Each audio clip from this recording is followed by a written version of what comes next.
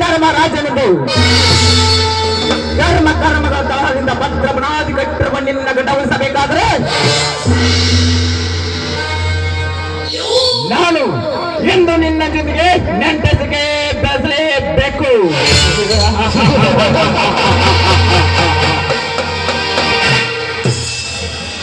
ಅಂದು ನನ್ನ ತಂದೆ ನಿನಗಾಗಿ ನನ್ನ ಹಿರಿಯಕ್ಕನ ದೇವರ ಮೀಸಲಾಗಿದ್ದಾಗ ಅವಳಿಗೆ ತಾಳಿ ಕಟ್ಟರೆ ಅವಳ ಪ್ರಾಣವನ್ನು ಕೆತ್ತಿಸಿದಳು. ಅದರ ಸೇಡನ್ನು ತೀರಿಸಿಕೊಳ್ಳಲೇಬೇಕು.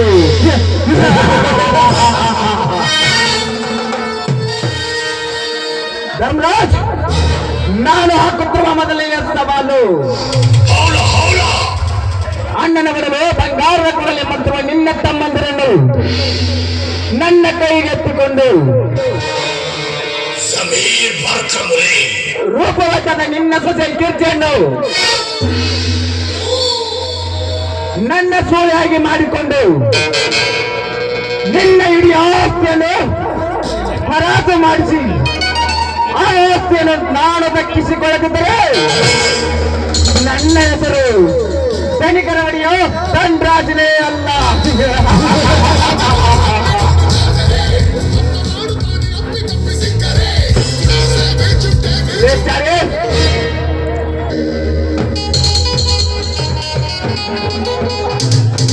ಏನು ಕೆಲಸ ಮಾಡ್ತಿದೀಯೋ?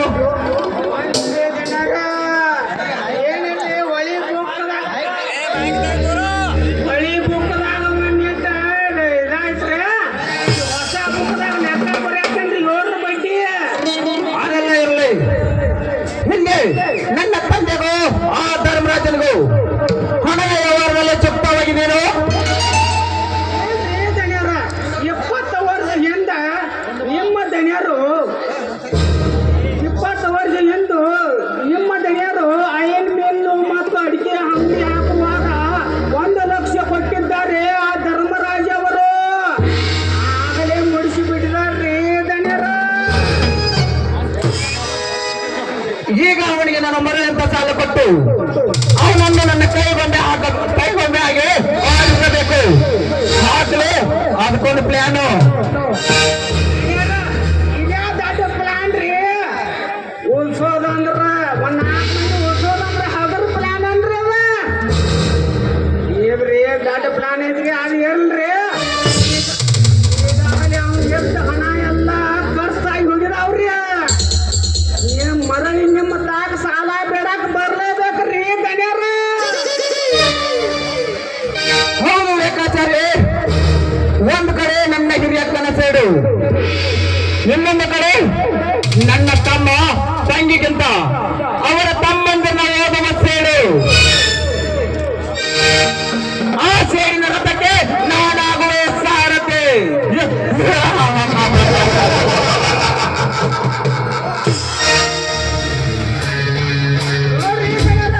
ಧರ್ಮರಾಜ್ ಬಂದೇ ಬಿಟ್ಟದಲ್ರಿ.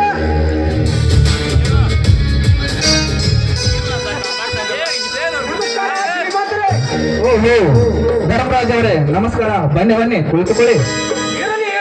ಕಲಿಗಳ ಮನೆ ಅಂದ್ರೆ ನಮ್ಮ ಮನೆ ಆದಾಗ ಮತ್ತೇನು ಸಮಾಚಾರ? ಏನಿಲ್ಲ ಶ್ರೀಮಂತ್ರಿ. ನಮ್ಮ ಕಡೆಯಿಂದ ಒಂದು ಸಹಾಯವಾಗಬೇಕಿತ್ತು. ಅದೇನಂತ ಭಯ ಪಡದೆ ನನ್ನನ್ನು ಕೇಳಿ, ನಾನು ಕೊಡ್ತೀನಿ. ನನ್ನ ತಮ್ಮನ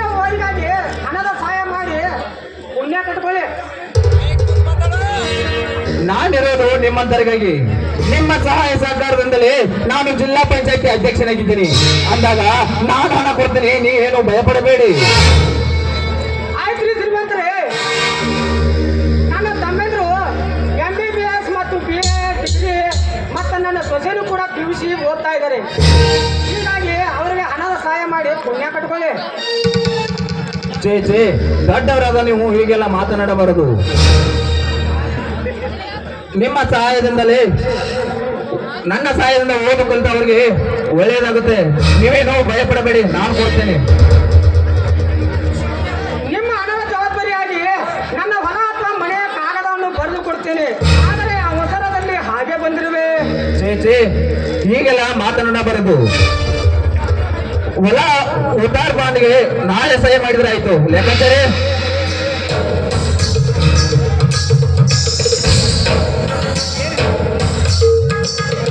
ಲೆಕ್ಕಾಚಾರಿ ಇವರಿಗೆ 20,000 ಹಣ ಕೊಟ್ಟು ಕಳಿಸು.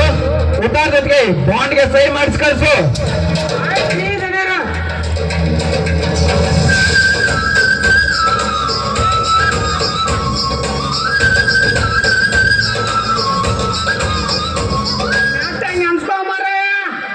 ಮೊದಲ ಕೋಟ ನೋಟ್ ಇದ್ದಂಗದ ಮಾತಿಂದ ಹೊಳ್ಳಿ ಬಂದಿ.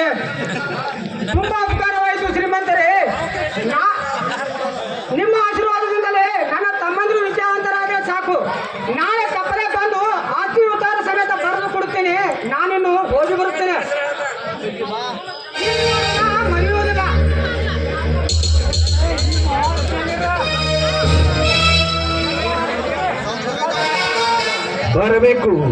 ಬರಬೇಕು ಧರ್ಮರಾಜ, ಬರಲೇಬೇಕು.